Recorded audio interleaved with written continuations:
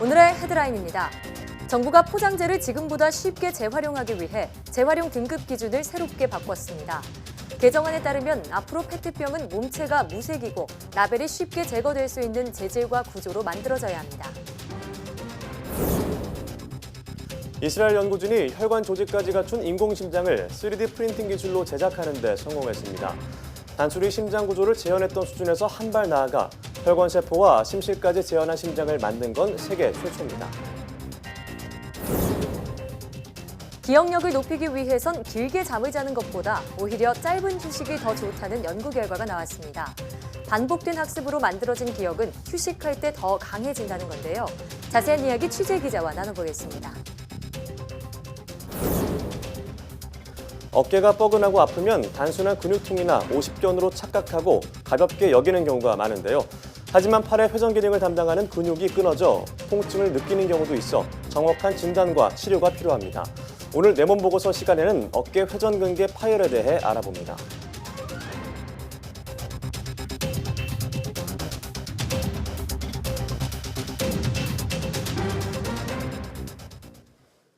여러분 안녕하십니까? 사이언스 투데이입니다. 페트병 등 포장재를 쉽게 재활용할 수 있도록 재활용 용이성에 따른 등급이 새롭게 마련됩니다. 환경부는 이런 내용을 담은 포장재 재질 구조 개선 등에 관한 기준 개정안을 확정해 고시한다고 밝혔습니다. 이번 개정안을 보면 생산 단계부터 재활용을 쉽게 하기 위해 포장재의 재활용 등급 기준이 기존 3단계에서 최우수, 우수, 보통, 어려움 4개 등급으로 바뀝니다. 논란이 됐던 페트병의 경우 우수 이상의 등급을 받기 위해선 소비자가 분리배출 시 라벨을 쉽게 제거할 수 있도록 절취선을 도입해야 하고 최우수 등급은 접착제를 사용하지 않고 물에서 분리되는 페트병에 부여하기로 했습니다. 환경부는 페트병은 몸체가 무색이고 라벨은 쉽게 제거되는 재질과 구조로 생산돼야 재활용이 용이하다면서 이를 등급 기준에 반영했다고 설명했습니다. 환경부는 또 라벨 분리배출 문화 정착을 위해 수도권 5개 주택단지를 선정해 다음 달부터 주민들에게 배출 요령을 시연하고 안내하는 분리배출 실천 운동을 추진하기로 했습니다. 시중에 판매되는 일산화탄소 경보기 3대 가운데 한 대는 성능에 문제가 있는 것으로 나타났습니다. 한국소비자원이 일산화탄소 경보기 14대를 시험한 결과 이 가운데 5대가 제대로 작동하지 않았다고 밝혔습니다. 문제가 된 기계들은 농도가 250ppm일 때 5분 안에 1차 경보가 울리고 550ppm일 경우 1분 안에 70dB 이상의 경보음이 울려야 하지만 이 기준을 충족하지 못했습니다. 국내에서 유통되는 건전지 전원형 제품에는 이 기준마저 적용되지 않아 기준 강화가 필요한 것으로 나타났습니다. 또 저농도 일산화탄소를 오랜 시간 마셨을 경우 저산소증이 발생할 수 있지만 국내 최저 경보 농도는 유럽과 미국보다 200ppm 가까이 높아 안전에 취약한 것으로 확인됐습니다. 소비자원은 경보기 설치 장소도 명확하게 정해져 있지 않다며 우리나라 주택 구조에 맞는 설치 기준 마련도 시급하다고 지적했습니다. 이스라엘 연구팀이 세계 최초로 혈관 조직까지 갖춘 인공심장을 3D 프린팅 기술을 활용해 제작하는 데 성공했습니다. 기존의 기술로는 심장 구조를 재현하는 수준에 머물렀다는 점에서 획기적인 진전으로 평가받고 있습니다. 박상남 기자의 보도입니다. 이스라엘 텔아비브대 연구팀이 공개한 인공심장 3D 프린팅 시연 장면입니다. 3시간 만에 완성된 붉은 빛의 인공심장은 체리 1개 정도의 아주 작은 크기입니다. 연구팀을 이끈 탈 드비르 교수는 혈관세포와 심실까지 갖춘 심장을 3D 프린팅으로 만든 건 세계 최초라고 밝혔습니다. So this is the first time that the whole heart with the blood vessels and cells is printed. 지금까지의 3D 프린팅 기술로는 심장 구조를 재현하는 수준까지만 가능했습니다. 이번 성과는 특히 실제 환자의 조직세포에서 추출한 성분을 주 원료로 활용했다는 점이 주목할 부분인 것으로 알려졌습니다. For the first time, we printed materials and cells from the human itself and created such a complex geometry of the heart. 연구팀은 이번에 살아있는 세포를 기반으로 한 바이오 잉크를 원료로 쓰는 바이오 프린팅 기술을 이용했습니다. 텔아비브대 연구팀은 장기이식 의학기술 발전에 중대한 이정표가 될 것이라고 평가했습니다. 그러나 AFP 통신은 인공심장이 실제 장기처럼 작동하도록 해야 하고 인체에 이식하는 문제도 남아있는 등 3D 프린팅 인공심장이 실제로 환자들에게 적용되기까지는 아직 갈 길이 멀다고 지적했습니다. YTN 박상남입니다. 무릎 골관절염 유전자 치료제로 세계 최초로 개발된 인보사가 허가 당시 제출한 성분과 달라 허가 취소 위기에 처했습니다. 처방받은 환자들의 안전 여부가 더 큰 문제인데 당국은 처방받은 환자 전체를 대상으로 장기 추적 조사를 벌이기로 했습니다. 인보사 사태, 앞으로 규명해야 할 쟁점들을 한영규 기자가 정리했습니다.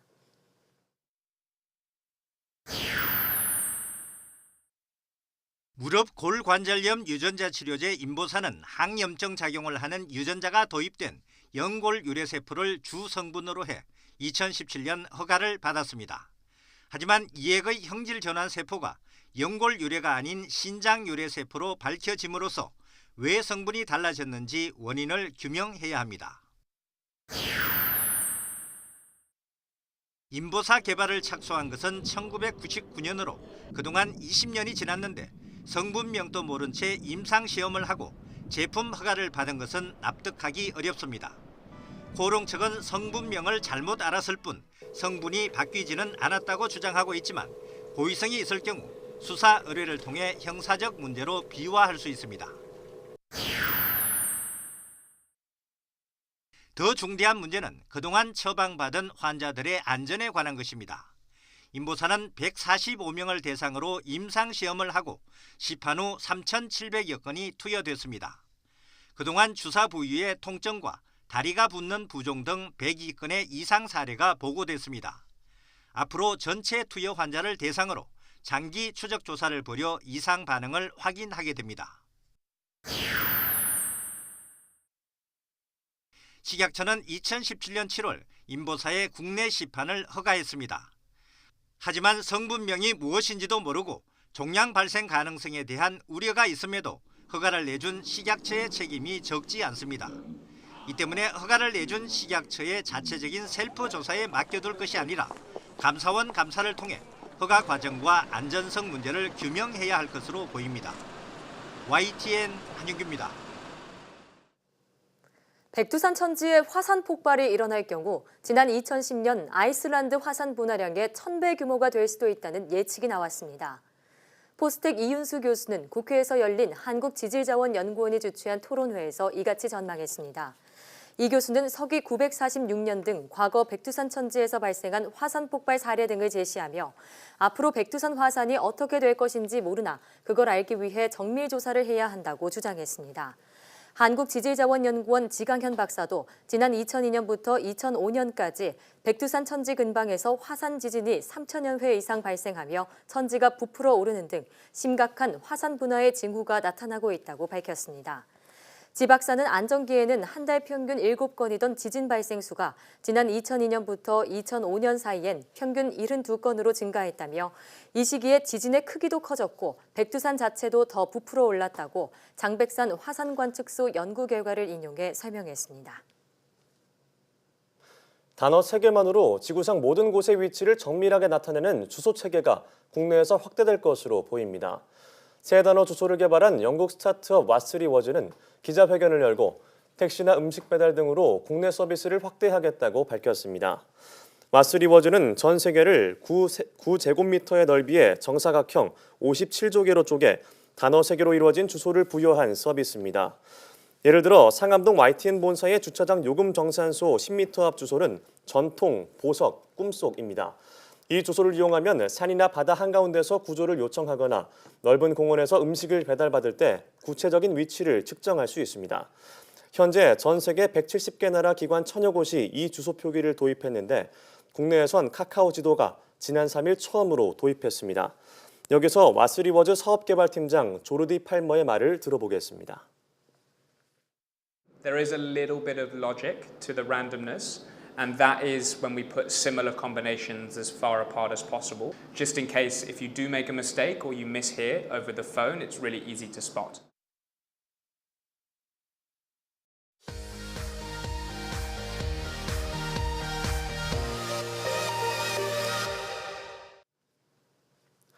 화제 뉴스를 골라 과학 기자의 시선으로 풀어보는 과학 본색 시간입니다. 네, 스튜디오에 이혜리 기자 나와 있습니다. 어서 오세요. 안녕하세요. 네, 자, 오늘은 어떤 소식 준비하셨나요? 네, 오늘은 기억력을 높일 방법에 대한 이야기 자세하게 나눠보도록 하겠습니다.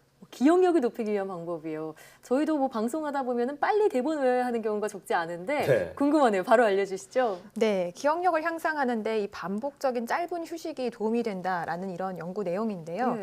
보통 새로운 기술을 연습하고 이를 뇌 속에 기억을 하려면 오랜 시간, 그러니까 장시간의 휴식을 취해야 한다라는 것이 학계의 정설이었는데 예. 이런 네. 오랜 믿음을 깨는 결과가 이번에 나온 겁니다. 저도 그 기억력을 높이기 위해서는 반복하는 것이 중요하다 이런 것은 알고 있었는데 네. 휴식에 대한 생각은 안 해봤네요. 네, 여기서 말하는 장시간의 휴식이라는 거는 우리가 흔히 밤에 자는 잠 정도를 생각하시면 됩니다. 예. 실제로 자는 동안 우리 뇌 속에서는 정보를 정리하는 이런 과정이 일어나는데요. 하루 동안 들어왔던 정보가 충분한 잠을 통해서 뇌 속에 정리가 되고 언젠가 또 한 번 꺼내 쓸 수 있는 정보로 정리가 되는 겁니다. 예. 그래서 항상 기억력과 관련된 이야기를 할 때는 수면의 중요성이 늘 강조되곤 했습니다. 네, 뭐 잠이 보약이다 이 말이 또 여기서 한 번 더 입증이 되고 있는데, 자, 이번 연구는 그럼 긴 휴식보다는 짧은 휴식이 더 기억력 향상에 좋다 이런 얘기네요? 네, 그렇습니다. 이번에 연구를 진행한 미국 국립보건원 산하의 한 연구소에서는 실제로 실험을 통해서 관련 내용을 입증했는데요. 네. 연구팀은 이제 새로운 것을 배우려면 아까 말씀하신 대로 반복해서 학습을 해야 하거나 아니면 뭐 장시간의 휴식을 취해야 한다라고 모든 사람들이 믿었지만 실제 이번 실험을 통해서 짧은 반복된 휴식이 도움이 된다라는 것을 확인했다고 밝혔습니다. 네. 예. 실험 내용을 좀 자세히 들여다보겠습니다. 오른손잡이인 참가자들에게 컴퓨터 스크린에 나타난 숫자를 10초 동안 최대한 빠르게 타이핑을 하게 했는데요. 네. 그건 왼손으로 치도록 지시를 한 거고요. 그러면서 뇌파의 변화를 관찰을 한 겁니다. 실험 참가자들은 10초 동안 왼손으로 타이핑을 한 후에 10초 동안 반복해서 쉬는 것을 진행을 했고요. 예. 이 과정을 36회, 36번, 36차례 반복했습니다. 예. 오른손잡이인 실험자들에게 왼손으로 치라고 했으니까 처음에는 서툴렀겠죠. 예. 그런데 이제 몇 차례 반복을 하고 난 이후에 타이핑 실력은 많이 높아졌고요. 중요한 거는 이 과정에서 특이한 뇌파의 변화를 관측했다라는 겁니다. 예. 타이핑할 때보다 중간에 휴식할 때 특이한 뇌파를 볼 수 있었던 건데요. 그럼 어떤 변화가 관찰이 됐나요?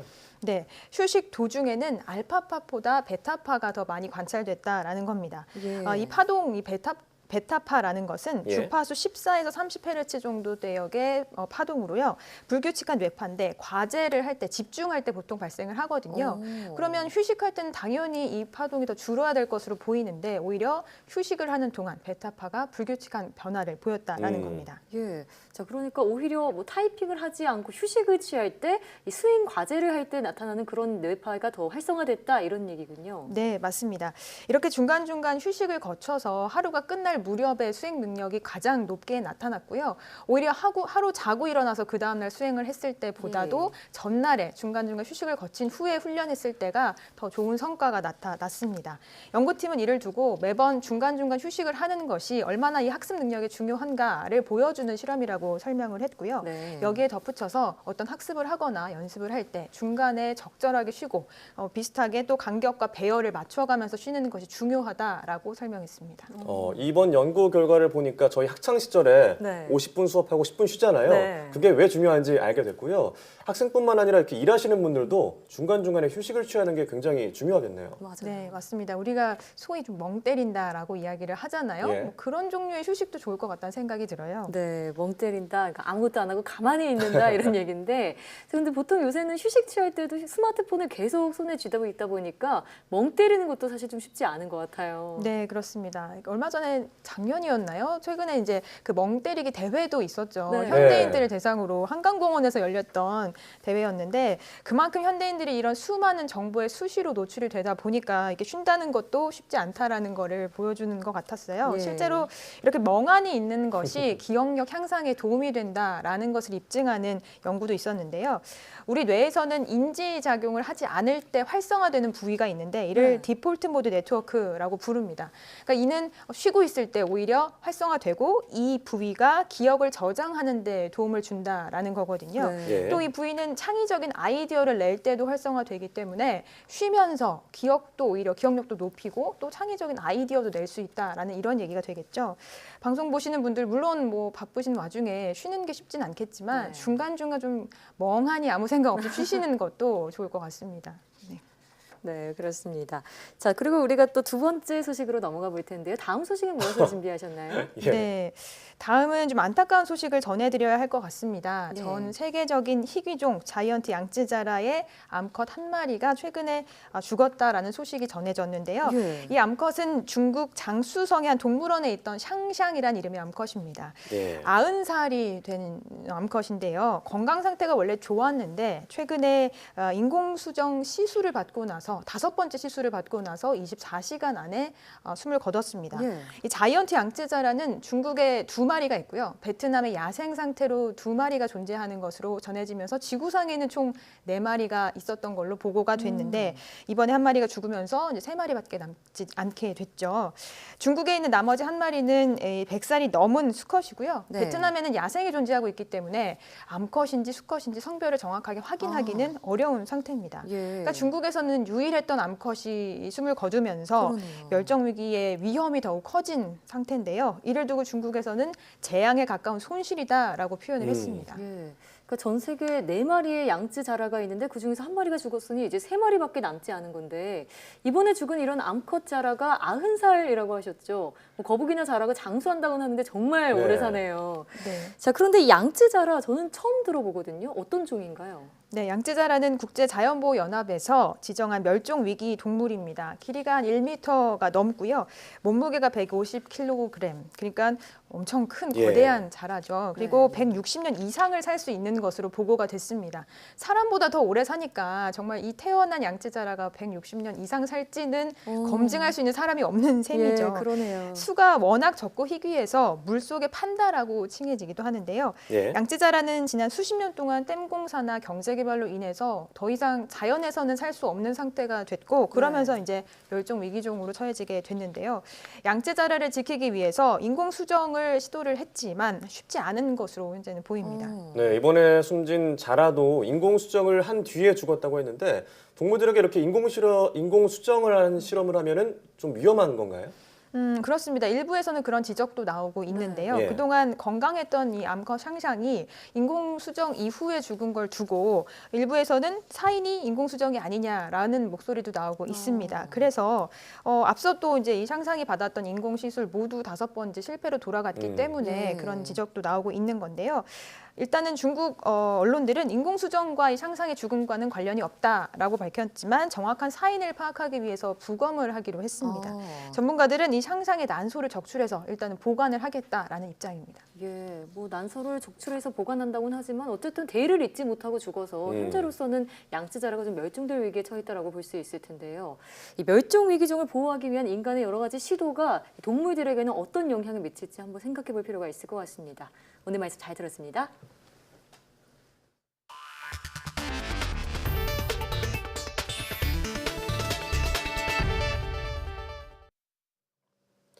KT 아현지사 화재 사고의 원인을 밝히고 대책을 마련하기 위한 청문회가 내일 열립니다. 국회 과학기술정보방송통신위원회 노웅래 위원장은 YTN에 출연해 이번 청문회에는 황창규 회장이 직접 출석해 사고 원인을 밝힐 것이라고 말했습니다. 이동은 기자입니다. 지난해 11월 KT 아현지사에서 일어난 화재 사고는 통신장애뿐 아니라 기관과 소상공인들에게 막대한 피해를 가져왔습니다. 불확실했던 화재 원인을 밝히고 예방책을 마련하기 위한 청문회가 2차례 연기 끝에 열립니다. 국회 과학기술정보방송통신위원회 노웅래 위원장은 이번 화재가 불법에 의한 인재라며 황창규 KT 회장이 직접 입장을 밝혀야 한다고 말했습니다.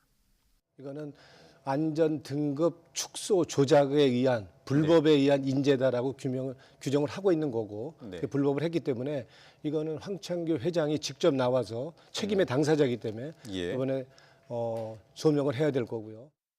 이어 황 회장에 대한 법적인 처벌을 포함해 재발 방지책을 마련할 계획이라고 밝혔습니다. 노 위원장은 또 관리 감독의 책임이 있는 과기정통부에도 문제가 있다고 꼬집었습니다. 과기부가 관리 감독을 소홀히 했기 때문에 KT가 이렇게 엉성하게 소홀하게 지금 화재 예방과 재난 방지를 못했기 때문에 마찬가지로 과기부도 관련 책임자들 문책하고 책임을 물어야 된다.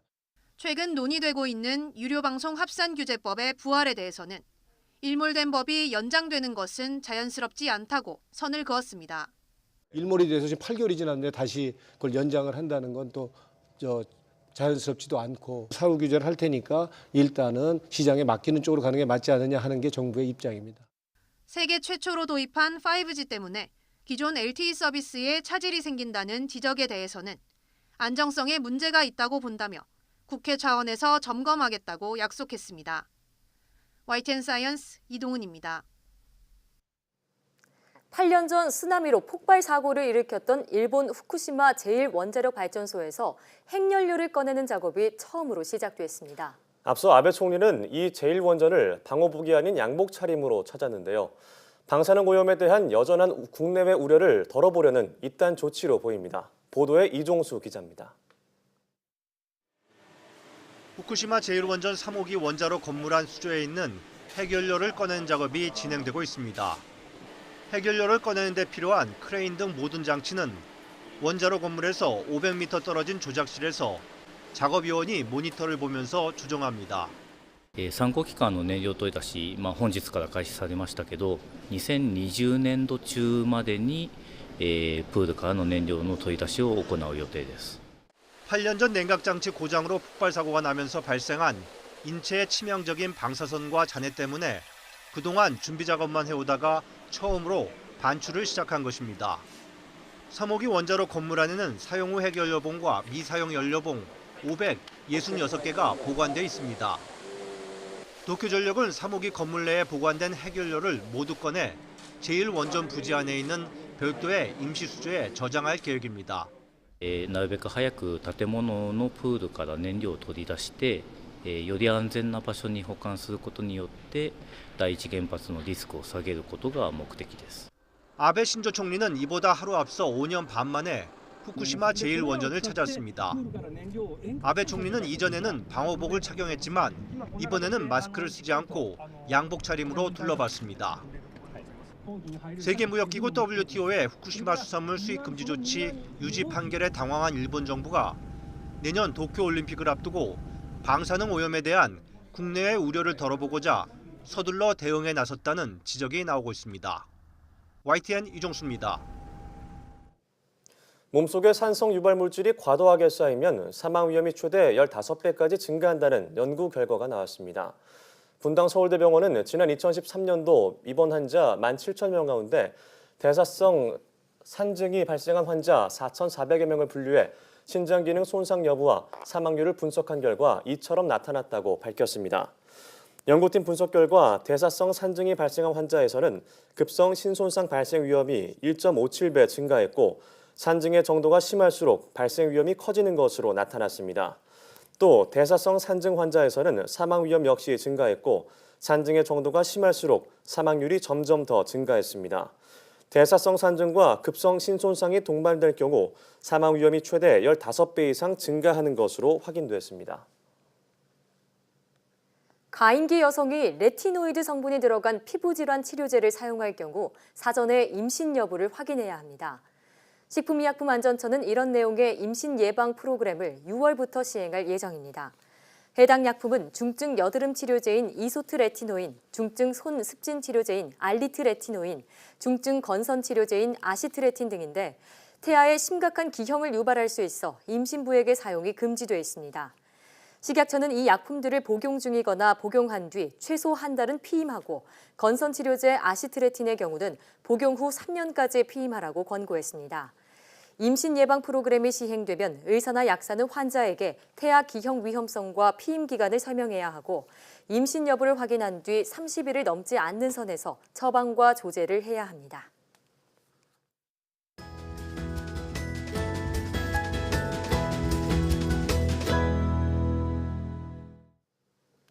어깨 통증이 생겨도 단순한 근육통이나 오십견으로 여기고 가볍게 넘기는 경우가 많은데요. 하지만 통증 부위나 증상에 따라 질환이 다르기 때문에 정확한 진단이 필요합니다. 네, 오늘 내 몸 보고서에서는 어깨 회전근개 파열에 대해 알아보겠습니다. 가톨릭대학교 인천성모병원 정형외과 이상욱 교수와 함께합니다. 어서 오세요. 네, 반갑습니다. 네. 자, 요즘 날씨가 풀리면서 야외 활동이 늘어나고 있는데요. 겨우내 쓰지 않던 몸을 무리해서 쓰다 보니까 어깨 회전근개 파열로 병원 찾는 환자들이 적지 않다고 들었습니다. 우선 여기서 회전근개란 정확히 어떤 부위를 말하나요? 예, 어깨 관절을 이루고 있는 뼈들 사이를 통과하는 4개의 근육이 있는데요. 이들의 주요 기능이 팔을 안으로 또는 바깥으로 돌리는 회전 기능을 하기 때문에 회전근이라 부릅니다. 네. 극상근, 극하근, 견갑하근, 소하근으로 구성되는데요. 각기 팔을 올리거나 안으로 움직이거나 하는 여러 가지 역할을 하지만 공통적으로는 4개의 힘줄이 서로 균형을 이루어 팔뼈가 탈구되지 않도록 어깨 관절을 유지하는 역할도 합니다. 자세한 설명을 위해서 사진을 보면서 말씀드릴게요. 네. 예. 왼쪽 사진은 정상 어깨고요. 오른쪽 그림에 하얀 부분이 힘줄이 끊어진 모습인데요. 예. 이 4개 근육의 힘줄이 어느 하나라도 끊어지면 회전근개 파열이라고 합니다. 저도 사실 어깨에 이렇게 소리가 나요. 그래서 이따 방송 끝나고 한번 좀 여쭤보도록 하겠습니다. 자, 이 보신 이제 회전근개가 파열되는 이유는 어떤 데 있다고 볼 수 있을까요? 회전근개 질환의 원인을 한 가지로 단정하기는 어려운데요. 주로 내적 원인과 외적 원인으로 구분하여 설명합니다. 예. 내적 원인으로는 회전근개 힘줄의 퇴행성 변화나 혈액순환 저하가 가장 널리 거론되고 있고요. 외적 원인으로는 외상에 의해 찢어지거나 뼈와 힘줄의 충돌 현상이 인정되고 있습니다. 하지만 다양한 원인에 의해 복합적으로 발생한다는 설이 널리 받아들여지고 있습니다. 네, 회전근개 파열이 노화의 증상일 수도 있지만 최근에는 30, 40대 청장년층에게도 다양하게 발생하고 있다고 들었는데요. 스포츠나 격렬한 운동 같은 것들이 회전근개 파열을 일으킬 수도 있을까요? 네, 그렇죠. 특히 어깨 스윙 동작이 많은 야구, 배드민턴, 골프 등 스포츠 활동을 반복적으로 해 어깨에 무리가 가해지면 회전근개가 파열되기 쉽습니다. 예. 손을 바닥에 짚고 넘어지거나 부딪히는 외상도 원인 중 하나가 될 수 있겠죠. 그럼 회전근개가 파열되면 어떤 증상이 나타나는 건가요? 아무래도 파열되니까 주 증상은 통증이겠죠. 통증의 위치는 어깨 관절의 앞, 옆, 그리고 어깨 아래쪽까지 내려오는 경우가 일반적입니다. 팔을 들어 올리거나 무거운 물건을 들어 올릴 때 통증이 심해지며 누운 자세에서 악화하며 특히 야간에 통증이 심합니다. 파열이 심해지면 근력 약화 증상도 나타날 수 있는데요. 팔을 들어 올린 채 이렇게 10초 이상 유지하기 힘들다면 의심해 볼 수 있습니다. 하지만 종종 회전근개 질환은 병의 진행 정도와 증상이 비례하지 않을 때도 있습니다. 경미한 부분 파열의 경우에도 심각한 통증이 볼 수 있는 반면 전체 파열의 경우에도 자각 증상이 경미한 경우도 적지 않습니다. 따라서 증상만으로 병의 경중을 판단해서는 안 될 것 같습니다. 어깨 통증이라는 점에서 오십견과 좀 헷갈리는 분들도 계실 것 같은데요. 네. 오십견과 회전근개 파열 어떤 차이가 있나요? 많은 분들이 묻는 질문인데요. 오십견은 관절 사이에서 안정성을 담당하는 관절낭이라는 조직에 염증이 생겨서 발생하는 질환이고요. 회전근개 파열은 힘줄이 찢어져서 통증과 근력 약화가 발생하는 질환입니다. 간단히 말하면 오십견은 타인이 환자분의 팔을 이렇게 들어 올리려고 해도 어깨가 굳어서 잘 올라가지 않지만 회전근개 파열은 타인이 환자분의 팔을 들어 올리면 통증은 있지만 부드럽게 움직이는 경우도 많습니다. 회전근개 질환을 오십견과 구분하는 자가진단 방법은 아픈 팔의 운동 범위와 아프지 않는 팔의 운동 범위를 비교하는 방법입니다. 오십견은 어떤 방향으로 팔을 올리거나 들을 때 어느 범위에서 갑자기 심한 통증이 느껴집니다. 또한 어깨가 굳어져서 아무리 본인이 팔을 올리려도 올라가지 않고 통증만 심해지는데요. 대개의 경우 통증으로 인해 밤잠을 설치거나 잠을 못 이루게 됩니다. 하지만 회전근개 파열은 아프긴 해도 반대팔로 이렇게 올리면 올라가게 되거든요. 그러나 파열로 인해 힘이 약해져 올린 팔을 유지하지 못하고 아픈 팔이 툭 떨어지거나 어깨통을 호소하게 됩니다. 네, 그런데 이 통증이 보통 심하지 않으면 시간이 지나면 나아지겠지 이런 생각으로 그냥 넘기는 경우가 많은데 이 회전근개 파열도 통증이 심하지 않다면 치료하지 않아도 좀 괜찮은 건가요? 하지만 이 회전근개는 4개 중 1개의 힘줄에 미세한 파열이 생기면 손상된 1개 힘줄은 그만큼 덜 사용하게 되고 나머지 3개 힘줄이 1개 힘줄만큼 더 열심히 움직여주기 때문에 손상을 쉽게 느끼지 못합니다. 그래서 어깨 기능이 달라진 것 역시 바로 느끼지 못하는 경우가 대부분인데요. 하지만 회전근개는 부분 파열에서 전청 파열로, 소파열에서 큰 대파열로 진행하는 성격을 가지고 있어서 파열의 위치와 정도, 양상에 따른 정확한 진단이 필요하고 이에 따른 효과적인 치료 방법도 달라집니다. 만약 회전근개 파열을 그냥 방치할 경우 심한 관절염으로 진행돼 인공관절을 시행하는 역행성 인공관절 치환술을 받아야 할 수도 있습니다. 네, 통증이 견딜만 해도 심한 경우는 관절염까지 유발할 수 있다고 하니까 내원에서 정확하게 진단을 받는 게 좋겠네요. 네.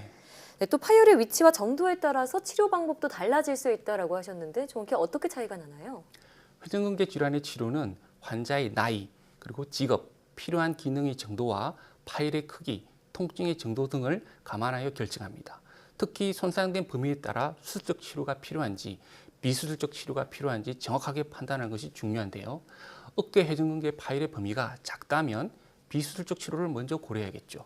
비수술적 치료로는 약물 또는 주사를 이용한 통증 치료, 스트레칭을 이용한 관절 운동, 어깨 주위 근력 강화 운동 등이 있으며 파열이 심하지 않거나 75세 이상의 고령 환자에서 시행을 합니다. 회전근개가 완전히 파열된 경우는 수술을 시행해야겠죠. 햄줄이 봉합하는 것이 가장 기본이고 통증의 원인이 되는 점액낭령, 활액막염 등을 제거하고 힘줄과 충동을 일으킬 수 있는 견봉 같은 뼈의 일부를 제거하는 것이 주 내용입니다. 과거에는 개방적 술식으로 봉합을 하였으나 현재는 대부분 관절경을 이용한 봉합술을 시행합니다. 그러나 파열의 크기가 광범위하거나 파열 부위가 몸쪽으로 들어간 위축이 심한 경우 봉합이 불가능하거나 봉합을 해도 재파열이 될 확률이 높은데요. 이런 경우에는 노인에게 심한 통증과 근력 약화로 일상생활에 장애가 심하다면 역행성 인공관절 치환술을 시행할 수 있습니다. 네, 그럼 말씀하신 어깨 회전근개 파열처럼 꼭 치료해야 할 어깨 통증이 있다면 어떤 게 있을까요? 어깨 질환이요? 어깨 힘줄에도 돌이 생길 수 있는데요. 이 질환을 석회성 근염이라고 부릅니다. 석회는 분필 가루가 모인 것 같은 모양으로 생기며 돌의 크기는 직경 1에서 2mm부터 크게는 3cm 이상으로 수개월, 수년에 걸쳐서 조금씩 커지는데요. 보통 콩알 정도의 크기가 가장 많습니다. 석회의 정확한 원인은 밝혀지지 않았지만 일반적으로 힘줄의 퇴행성 변화로 인해 힘줄 세포가 괴사한 부위에서 석회가 차서 생긴다고 보고 있습니다. 급성일 때는 골절됐을 때와 비슷할 정도로 극심한 통증을 호소하며 만성일 때는 석회 부분이 주위 조직을 압박해 결리거나 묵직한 통증이 나타날 수 있습니다. 따라서 급성이가 석회가 작은 경우에는 석회를 제거하지 않고 염증 치료만으로 통증을 없앨 수도 있습니다. 자, 어깨 통증의 원인 질환이 될 수 있는 회전근개 파열이나 오십견, 석회성 건염에 대해 알아봤는데 일상 속에서 이러한 어깨 질환을 예방할 수 있는 그런 방법들이 있다면 소개해 주시죠. 어깨 통증의 근본 원인은 상체에 바르지 못한 자세에서 기인하는 경우가 많습니다. 오랜 기간 굽어진 어깨는 주변의 근육과 인대의 과긴장을 유발하여 유연성을 잃게 되는데요. 이는 작은 외상에도 인대나 힘줄이 쉽게 파열되는 유의가 됩니다.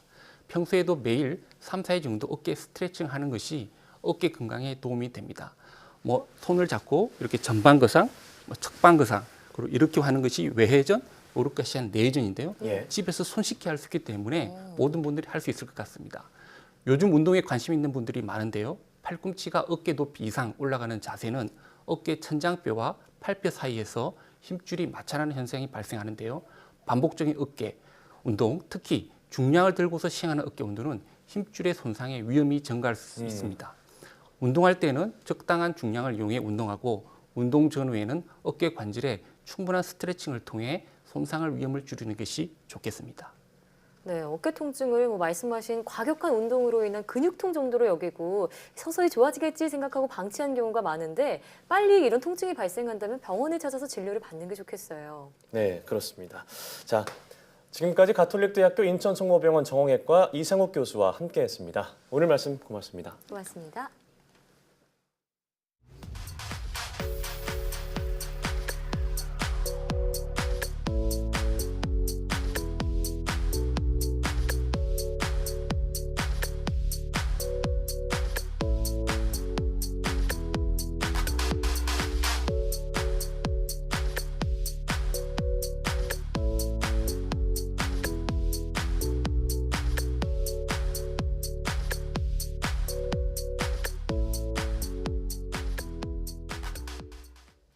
사망 299명, 실종 5명.